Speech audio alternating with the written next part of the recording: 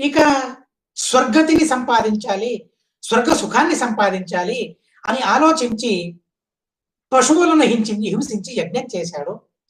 చూడండి, భగవంతుని ప్రేరణగా, విష్ణు ప్రీత్యర్థం నిష్కామంగా యాగం చేస్తే ఏ విధమైన దోషం లేదు, అపరాధం లేదు. కానీ తన సుఖం కోసం ప్రాణులను హింసించడం ఇది తగదు.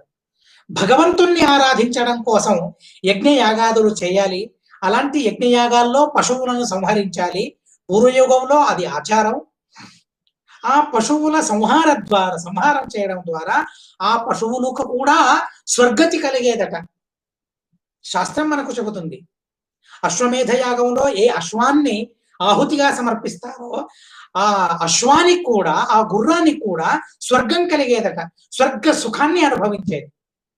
కనుక ఆ గుర్రాలు స్వర్గానికి వెళ్ళిన తరువాత ఎవరైతే తన్ను చంపి ఆహుతిగా సమర్పించారో వారిని ఆశీర్వదించేవట. అక్కడికి వెళ్ళిన తర్వాత, అయ్యా, నన్ను సంహరించి యజ్ఞంలో ఆహుతిగా సమర్పించావు కనుక నాకు ఈ స్వర్గ సుఖాన్ని దక్కించావు అని అశ్వమేధ యాగాలను చేసిన వారందరినీ తను స్మరించుకునేవట, ఆ పశువులన్నీ కూడా. కానీ ఇక్కడ ప్రాచీన బరిహి చేస్తూ ఉండటం ఏంటి?